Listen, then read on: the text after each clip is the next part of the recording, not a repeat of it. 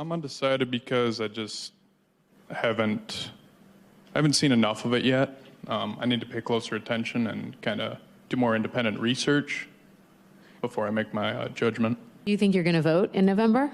I'm undecided at this point. You know, Donald Trump is very, very interested in getting young men out to vote. You're a young man. What does he need to say to get you to vote for him? I'm not sure. I just need to do my own research and make that opinion or make that decision still. Do you think any of those issues are going to be the issues that ultimately decide this for you? Probably not. I'd have to do more research.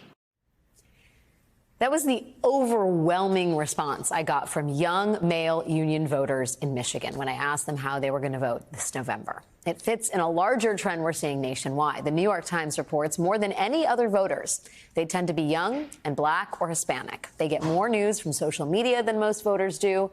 These are the undecided, the unhappily committed and uncertain voters who could make the difference in this tight presidential election. And the undecideds are challenging old perceptions of how identity influences voting. Joining me now is Jeremy Peters, national reporter for the New York Times, and the lead byline on that riveting story that fits in directly with my own reporting. Jeremy, thank you for being here. Okay, when Biden was still in the race, there was a lot of talk about the double haters, people who looked at Biden and Harris and thought, I don't want either one of them. You're making a distinction here with these undecideds. You're saying they are undecided or unhappily committed, and they describe the choice ahead as the lesser of two evils. How is that meaningfully different than the double haters? So the reason they don't hate both candidates is they don't know enough about Kamala Harris to hate her. Right? I think your segment portrayed it perfectly. These are young people. They tend to be more black, more Hispanic than the overall undecided vote or overall voting population. And they're very disgruntled with the way things are going. They're concerned about runaway inflation, the price of health care, the fact that they can't buy a home because of interest rates. Yeah.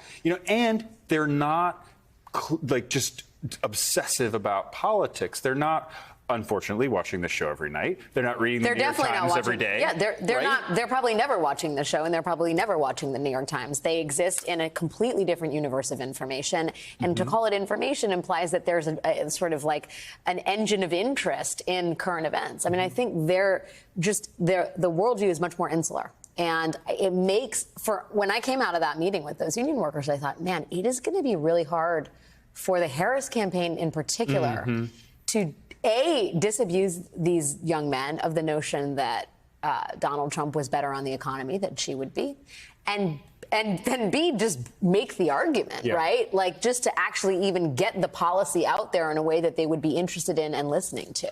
Well, what a lot of these voters say, in addition to the lesser of two evils line, which, by the way, is something I heard from more than one person I interviewed. And these are people that were selected for New York Times polling at random, right? So this is not, this isn't like we sat a bunch of people down who we knew had a common interest of any kind or something like that. These were people randomly selected in a poll, and I called a lot of them back.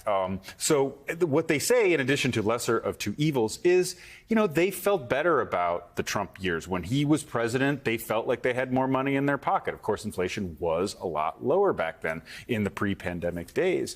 And they don't spend a whole lot of time thinking about the controversies that he creates, right? Like, look at what happened after the debate and the ridiculous lie about eating cats and dogs.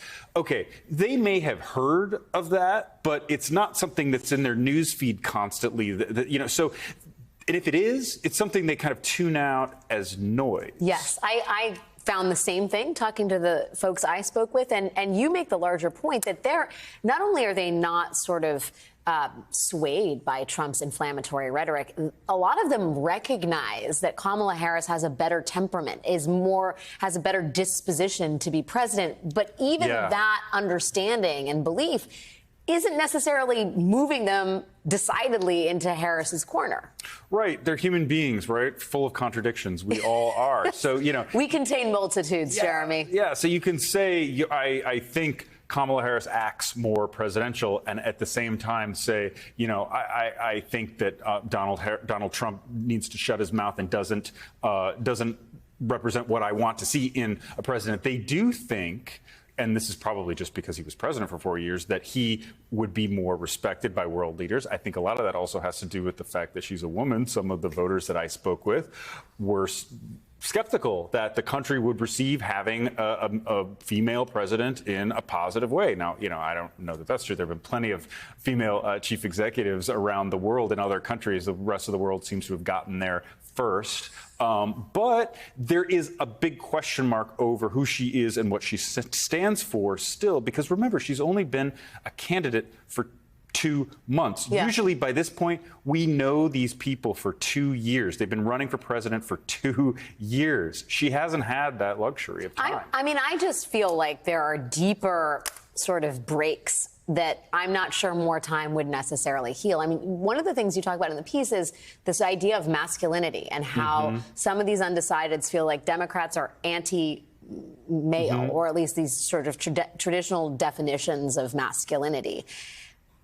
Setting that aside, I mean, it's very hard for a woman to argue that she's, pro-man, given the fact that she's trying to be the first woman president in American history, right? And I just wonder if that just sort of on its own is enough to, make it a very steep climb for undecideds who, in large part, as you say, are mostly men, young men. Yeah, it's a really good point, and I think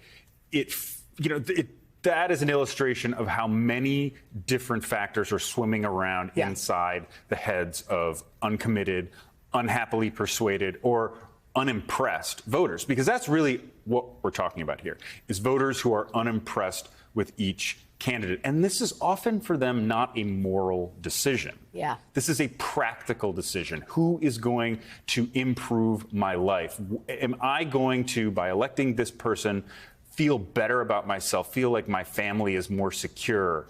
And they cast aside, all the things that we know very well, and you and I have both reported on about Trump's serious character flaws, his abuse of power, so on and so forth. But felony indictments. It just doesn't have the same kind of moral weight. And they're going back and forth a little bit, too, right? Just because they're saying Harris today doesn't mean they'll be saying Harris tomorrow. So anybody who's looking at the polls and wondering why the dial keeps shifting could be part of it. Jeremy Peters reporting on one of the most fascinating parts of this whole election. Thank you for your time, my friend. Thank you.